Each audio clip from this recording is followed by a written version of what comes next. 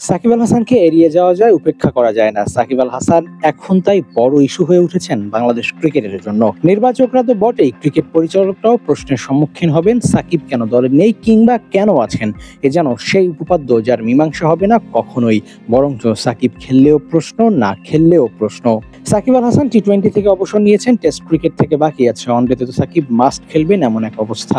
ফিটনেসেও ঠিকঠাক থাকার কথা, বোলিং নিষেধাজ্ঞাও তো সাকিবের নেই। সব কিছুতে শতভাগ নিশ্চয়তা হয়তো সাকিবের নেই, তবে যে কোনো আন্তর্জাতিক সিরিজ টুর্নামেন্ট খেলার জন্য সাকিব ফিট আছেন। তাই নির্বাচকরা তাকে দলে রাখতে চাইলে অবশ্যই রাখতে পারবেন, এবং রাখার কথাও বটে। চ্যাম্পিয়ন্স ট্রফির আগে নির্বাচকদের পক্ষ থেকে জানানো হয়েছিল সাকিব আল হাসান শুধুমাত্র ব্যাটার, তাই তাকে দলে রাখা যায়নি।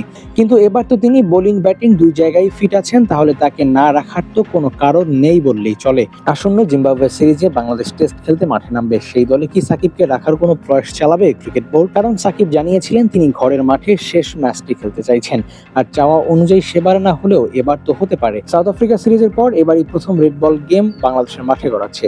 চট্টগ্রামে সেবার মাঠে না নামা হলেও এবার তো সুযোগ আছে সাকিবের খেলার। তবে এক পক্ষ প্রশ্ন করতে পারেন, সাকিব যদি বাংলাদেশে না আসেন তাহলে তাকে স্কোয়াডে রাখবে কিভাবে? উত্তরটা অপ্রিয় সত্য। সাকিবকে যদি স্কোয়াডে রাখা না হয় তাহলে তিনি বাংলাদেশে এসেই বা কি করবেন? যদি স্কোয়াডে রাখা হয় তাহলেই না তিনি বাংলাদেশে আসবেন। আর স্কোয়াডে রাখার পর সাকিব যদি না আসেন তাহলেই সাকিবের বিপক্ষে প্রশ্ন তোলা যায়। এমন দোলাচলে সাকিব নিশ্চুপ দর্শক হলেও নির্বাচকরা দ্বিধায় পড়তে পারেন। আর এজন্যই শুরুতে বলা, সাকিব খেললেও প্রশ্ন, না খেললেও প্রশ্ন।